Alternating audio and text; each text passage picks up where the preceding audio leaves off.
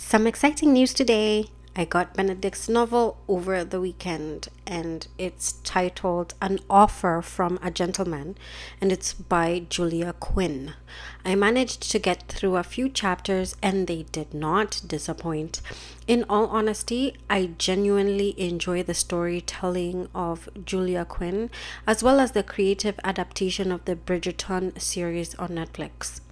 I will endeavor to complete the book as I wait for part 2 to air. I started watching part 1. I decided to compare and contrast the book with the show for part 1, and I hope you'll be as excited as I am to learn the things that I discovered and thought to share. So here goes. Number 1, Benedict and Sophie's season takes place in 1815, according to the date on Lady Whistledown's society papers in the novel, which is about a year after Antony's season and several years before Colin's season. And in the Netflix version, Daphne has gotten married first, then the second season was Antony's, then the third season was Colin's, then the fourth season is now Benedict's. Not so. This isn't the order that we see in the books. Number 2, Sophie in the novel, her full name is Sophia Maria Beckett, but she's still called Sophie in the novels. And in the show, she's called Sophie Beck.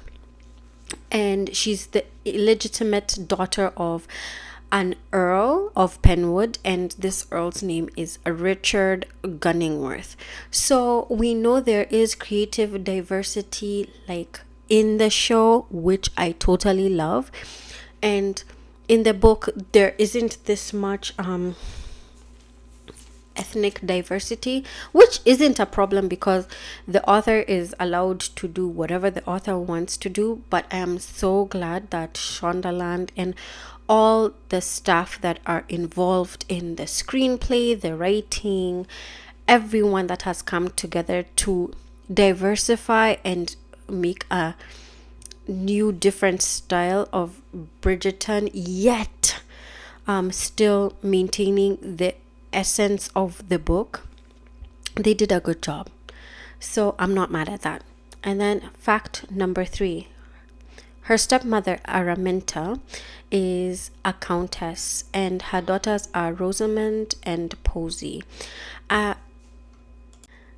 Something I found that name, I was like, I know this name, this sounds familiar before. And there was another person in the show who was also called Araminta, and that was Cressida's mother in the show. I think in season 3, that's where I came to learn her name. I'm not saying that's exactly where I first learned, like where the show first revealed her name, but that's where I learned her name. And in the show, now the current Araminta, her first husband was a viscount called Viscount Lee, and in the book, the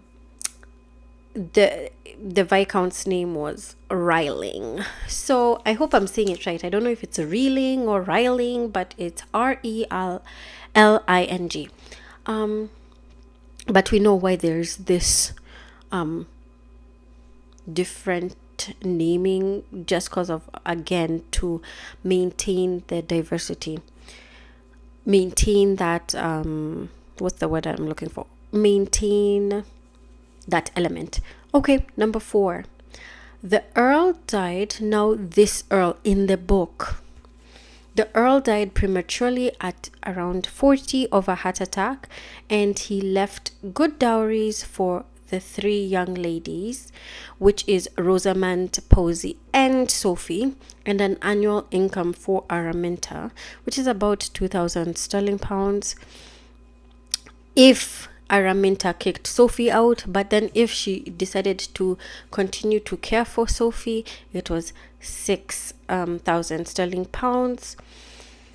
And but then Araminta lied to Sophie about the will. We see this in later on in the episodes of season 4, and even in the book, it states that. And Araminta is particularly cruel in the novel. And number 5, Sophie's mother died in childbirth. We see that both in the book and the show. But then in the book, it details that she was raised by her grandmother until she was 3 years old, whereupon she was dropped off on the Earl's doorstep, bundled in a coat with a note in a pocket. And she was raised in Penwood Park, I believe, or Penwood Estate. And she was raised around the servants, but she was also properly educated, even though she didn't have a particularly close relationship with her father, but at the same time, he was not cruel to her, and he did take care of her and afford her but she was afforded the life of the daughter of an earl. However, he just couldn't go public with her, and that was an issue. So it wasn't like a close father-daughter relationship that they had. However, I think he was a good man and he did look out for her, given that he also remembered her in her will. And when there was a moment of contention of like, should she remain in his household, when the earl married and the countess didn't want her living in the same roof as her and her daughters, the audacity. He said, like, you just have to put up with it. And I was like, look at you coming through for Sophie. Number 6. Sophie wanted to be a governess after her father died, but couldn't get a good reference from Araminta. Not that she ever tried or asked. This isn't something that's highlighted in the show. I will say, because it's just part 1 and part 2 hasn't aired yet, that we don't know if this will be shown in the show, because they might do flashbacks. So I don't know. I'm just speaking on this with the knowledge of only 4 episodes of season 1. So I mean season 4. So please keep that in mind as I point these things out. Number 7. The Earl's housekeeper, Mrs. Gibbons, arranged for Sophie's night at the masquerade ball. She wore her paternal grandmother's gown at the ball and Araminta's shoes, because Rosamond's and Posy's shoes were too big to fit, and she only had work shoes of her own. So in the show, I think they said, oh, they belonged to the Earl's sister. No. In the book, they belonged to the Earl's mother, which is her grandmother. And we move on. Number 8. So this is how the different people, according to the book, like the knowledge that we have of how the people dressed is Araminta dressed as the Queen Elizabeth, Rosamond as Marie Antoinette, Posy as a mermaid, Penelope as a leprechaun in the book. And then Lady Whistledown wrote that Eloise dressed as Joan of Arc. And in general, the older men dressed up as Henry VIII, and the more fit younger men dressed up as Alexander the Great or the Devil, and in some cases just basic black, which the Bridgerton boys dressed as. So in the show, we see a lot of diverse costumes amongst the people who attended the ball, and there is no mention of whether the Queen attended, but in the show we do know that the Queen attended the ball as herself, which I thought was such an iconic move. Like, I am iconic, I'm legendary enough, I don't need to come as anyone. Let me tell you, Golda Rochevelle, man, I love her acting chops. Like, the entire cast, I love watching them on screen, and I think the casting director, the casting agent, whoever did it, did a spectacular job.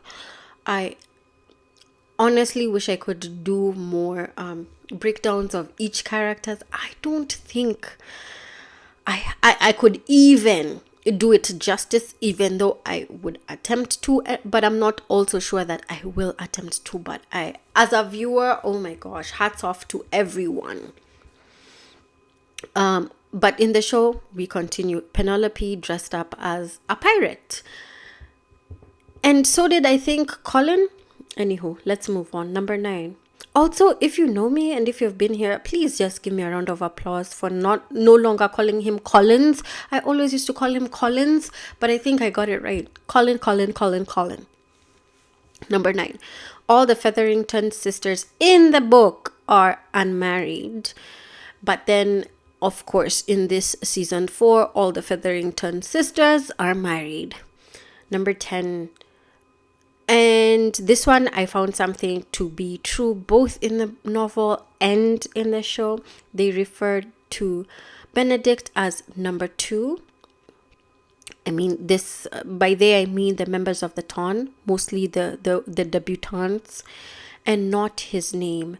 And this makes him feel unseen as a person in his world, and he feels more like an accessory, a means to an end. And I felt like this is so sad, honestly, because Benedict is such a rich character, even though he gives off the air of a free spirit, and that is how he's written in the book and in the show.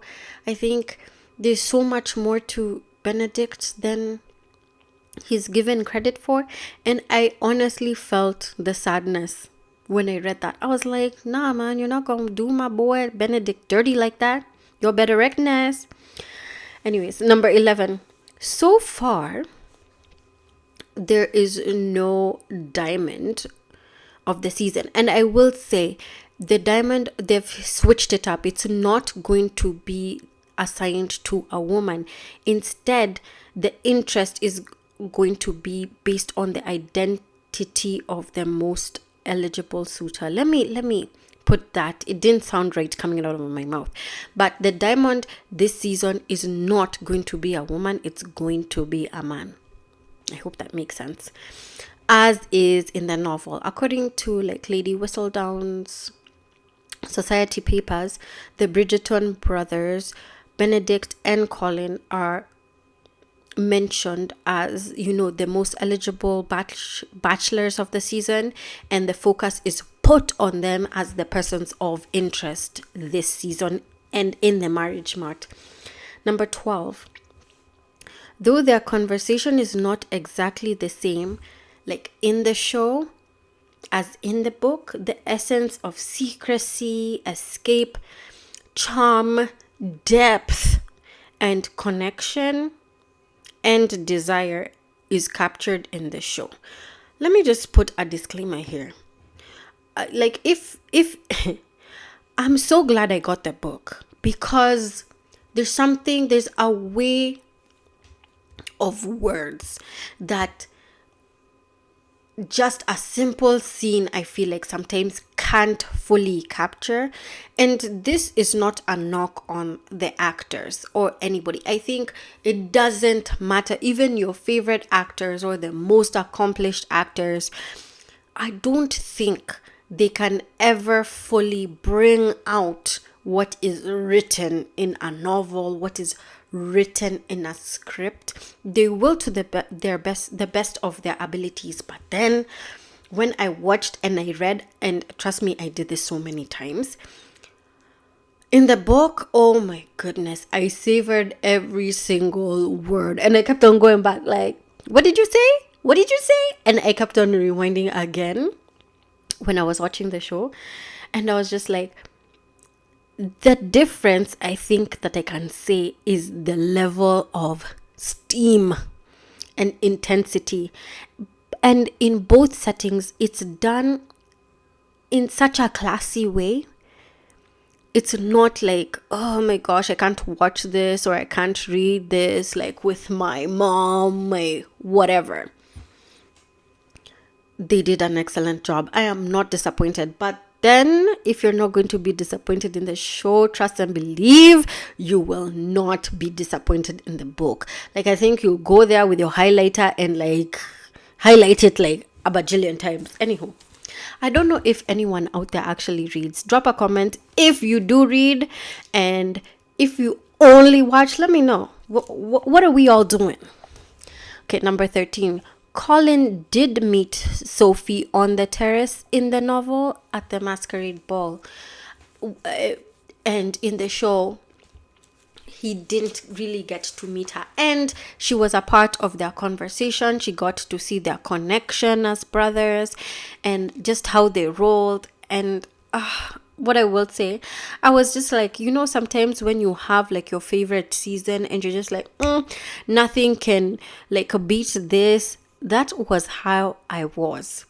And I was just like, this new season is not going to do anything. It's not going to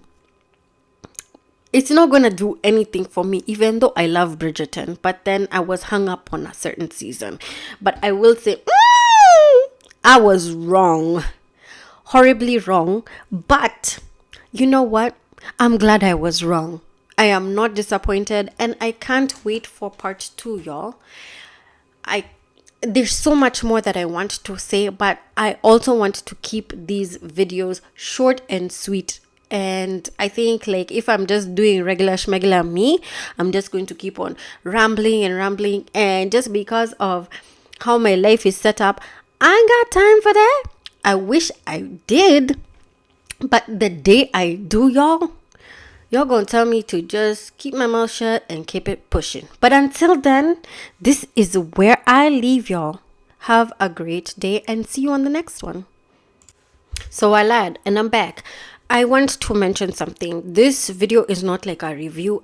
I'm not going to leave any spoilers because sometimes some people will just catch the bus later. And the thing is, like, of course, in the book, we don't get to see Violet Bridgerton's like love thing with Lord Anderson. We don't get to see the dynamics of Queen Charlotte and Lady Agatha Danbury and all these other like little nuances or these other storylines that are building up like into other possible like bigger storylines further along the line or even beyond this Bridgerton as we know it. Maybe spin-offs, I don't know if there will be, but I will say this video was dedicated to differences and similarities of what is mentioned in the book and what is shown in the show. So I think I am leaning heavily on what is in the book and not what is in the show, if that kind of makes sense. So I just wanted to clarify that for everyone is watching. And why it is so steamy is because I'm loving these other like developing storylines. Like, why didn't someone tell me? Like, Shonda, you did me wrong. You did me dirty because now I'm hooked. But I love it. Anyways, again, for real, I'm out. Catch you on the next one.